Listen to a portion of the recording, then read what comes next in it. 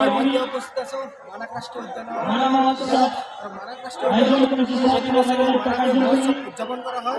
প্রতি বছর ধরে এবারে মানাক মহোৎসব উদযাপন করা হৈছে আৰু মানাক মহোৎসৱত আজি দ্বিতীয় দিনত দেখিবলৈ পোৱা গৈছে উখল মাখল পৰিৱেশ আৰু মানাক মহোৎসৱৰ পৰিচালনা কৰি আছে।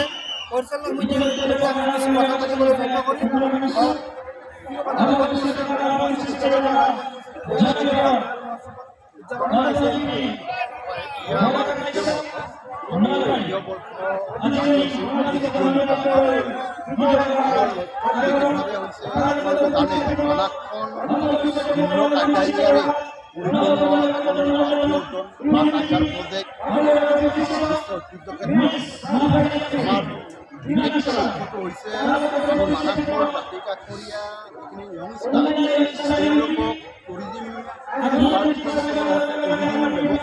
ইনভলভ কৰিব পাৰোঁ। তাৰোপৰি ছ'চিঅ' দিশটো আমি কেনেকৈ ডেভেলপ কৰিব পাৰোঁ, বিশ্বৰ বিভিন্ন প্ৰান্তৰ পৰ্যটকে যাতে মানাসৰ বিষয়ে জানে, মানাসলৈকে আগমন ঘটে, এয়াই আমাৰ লক্ষ্য। আৰু এই লক্ষ্য ৰাখি আমি আজি দ্বিতীয় বৰ্ষৰ দ্বিতীয় নিশাটো গ্ৰহণ কৰোঁ। পৰ্যটকসকলৰ বাবে আকৰ্ষণীয় কি আছে? হয়, পৰ্যটকসকলৰ বাবে আকৰ্ষণীয় আমাৰ ইয়াত আছে। আপোনালোকে যিবিলাক আমাৰ ফুড ফিল্মছ ভিলেজত যিবিলাক ফুড ব্যৱহাৰ খাদ্য সম্ভাৰ, আমাৰ এই খাদ্য সম্ভাৰসমূহৰ আমাৰ মেলা হৈছে এইবিলাক। আৰু তেওঁলোকৰ জীৱনশৈলী, তেওঁলোকৰ লাইফষ্টাইল কেনেকৈ বসবাস কৰে তেওঁলোকে, এই সমস্ত বস্তুবিলাক আমি বিষয়বিলাক উপস্থাপন কৰাৰ এটা প্ৰচেষ্টা হাতত লৈছোঁ।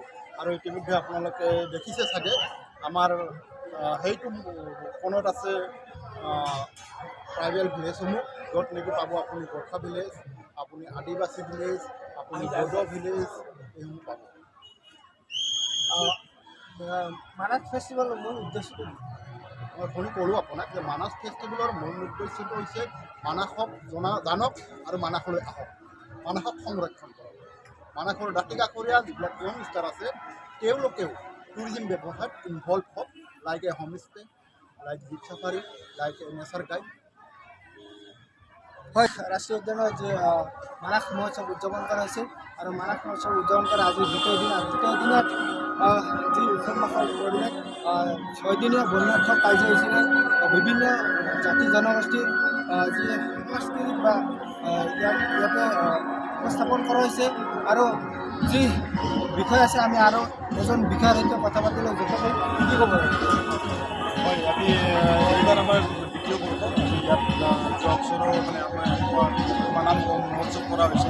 মই এইবাৰো সেই চেম প্ৰচেষ্টাত আমি আগবাঢ়ি গৈছোঁ। আজি দ্বিতীয় নিশা তো মানুহ সহযোগ কৰি আছে আমাৰ লগত, বিভিন্ন অঞ্চলৰ পৰা, বিভিন্ন ৰাজ্যৰ পৰা মানুহ চাব আহিছে। যিখিনি পৰ্যটক আছে সেই পৰ্যটকখিনিকো আমি ব্যৱস্থা লোৱা হৈছে ইয়াত, যেনেকুৱা আপোনাৰ ট্ৰেডিশ্যন হাউচৰ পৰা আদি কৰি ইনক্লুডিং আমি এইবাৰ মানে কি এটা আমাৰ ভাল আগবাঢ়ি লৈছোঁ কি আমি যেনেকুৱা ভূটানকো আমি ইয়াত সাঙুৰ খুৱাইছোঁ। মানাস মহোৎসৱত বহুতো এইবাৰ পৰ্যটকৰ আগমন ঘটিছে বুলি প্ৰভাৱ কৰিছে পৰিচালনা। আৰু আমি এজন ব্যক্তিৰ সৈতে কথা পাতিবলৈ যত্ন কৰিম। পৰিচালনা আপোনাক ধন্যবাদ জনাইছোঁ আমাৰ ইয়াত আহি কিনে আপোনালোকে আমি অইন বছৰৰ দৰে যোৱা বছৰ আমি আৰম্ভ কৰিছিলোঁ এই মানাস মহোৎসৱ, আৰু এইবাৰো আমি সম্পূৰ্ণ